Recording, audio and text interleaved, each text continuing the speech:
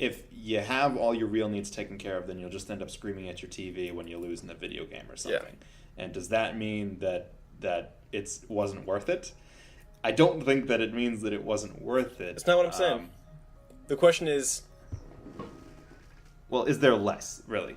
Yeah. All of our efforts to reduce the real problems, but the Is fact there less? that even in the face of less important problems, they still yield similar emotional effects on us. Yeah. And that's the thing you're trying to solve, is like the emotional effect of...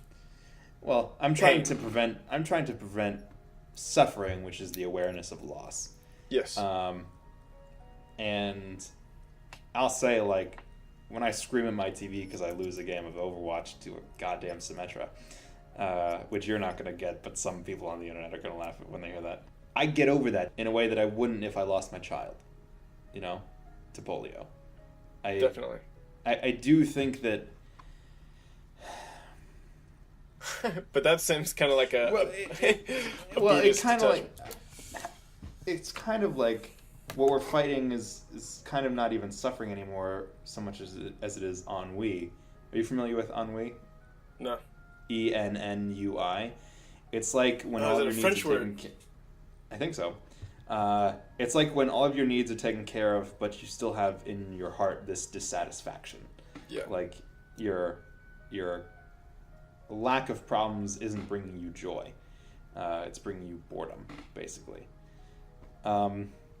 So if there's this part of the human condition where people end up pissed, even if they're playing a video game or whatever, does that mean that really nothing has changed?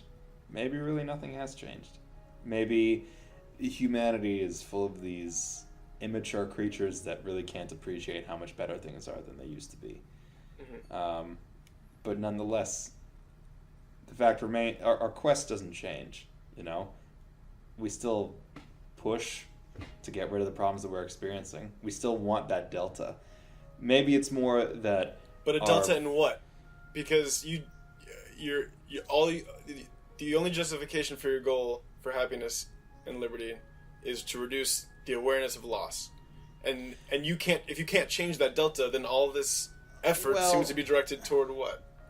Well, because I want liberty and happiness, and the awareness of loss is suffering, which is the inverse of happiness. So it's half of that. Okay. The other half is still people being in control of their own lives, which is kind of insulated from this. Despite the ennui and stuff, the fact that people can move and work the job that they want instead of having to work the farm and stuff. On another level, they're kind of bound by ennui. You could view it that way. If we're taking the whole human, into account, like, I still think the freedom from boredom is a legitimate category. I think. Yeah, but I think that.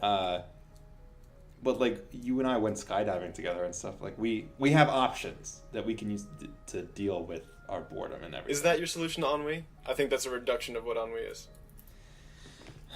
I think ennui is this. It gets exactly to the heart of our disagreement, because I don't know. I think it's you're trying to blame people for like. Okay, let me take. Okay, tell me if I'm right.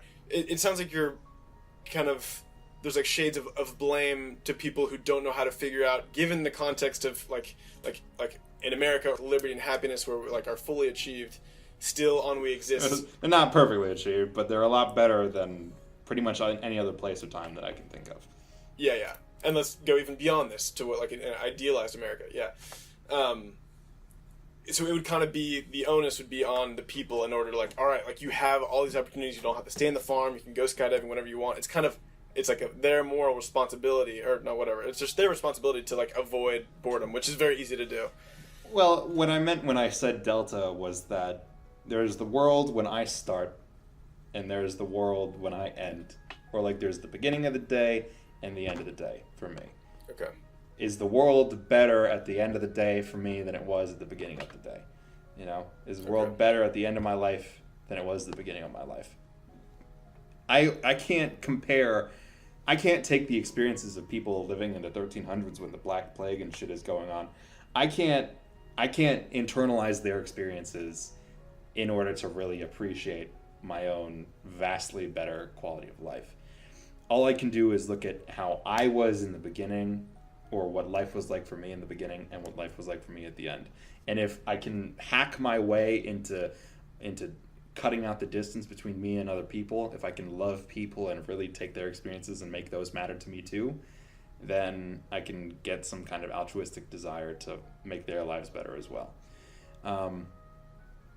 But I think that the cure for ennui is to have delta in your own life. It's to have your own life be on this upward trend. Yeah. And constantly be eliminating the things that are causing you suffering and creating more things that make you happy and breaking off the shackles even as time is casting more onto you.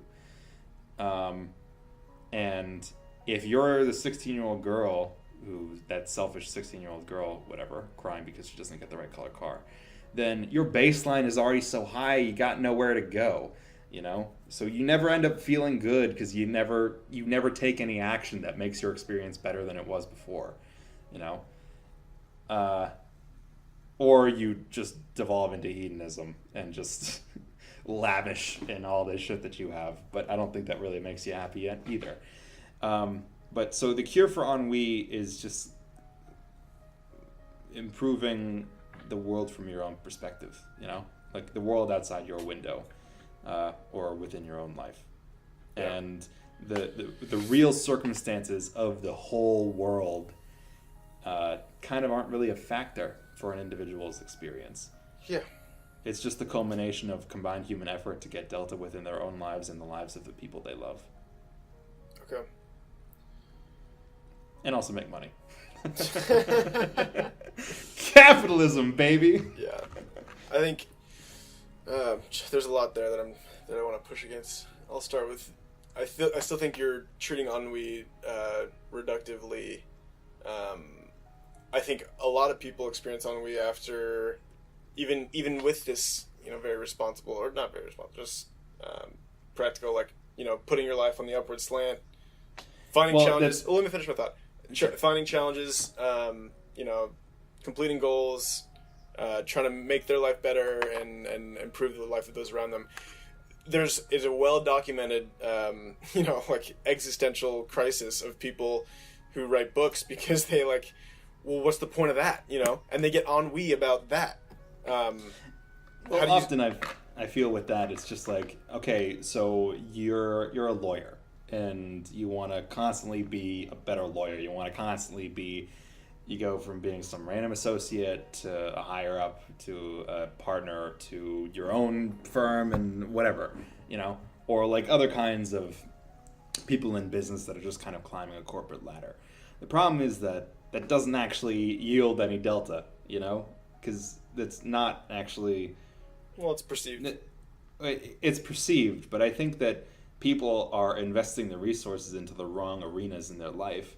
They're investing their resources into being higher up on this ladder when that ladder isn't actually related to the things that are making them suffer.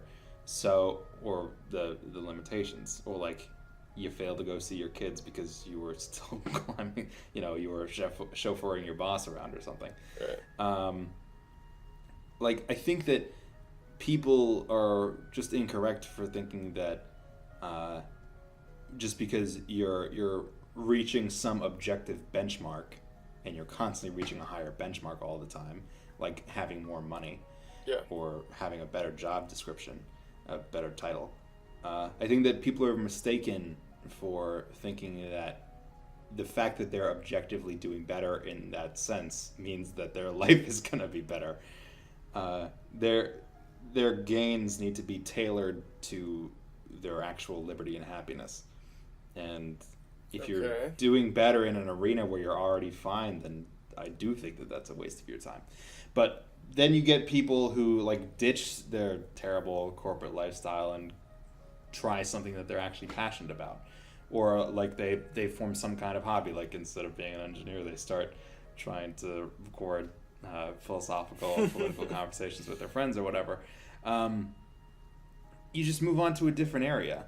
a different area of self-expression, whatever. It's just you just change the field, change the game, go to or play a different game. You know, if you're the best at basketball like Michael Jordan and you just get bored with it, start playing baseball. And you'll suck, but maybe you can improve there, and you'll feel like you're actually doing something worthwhile.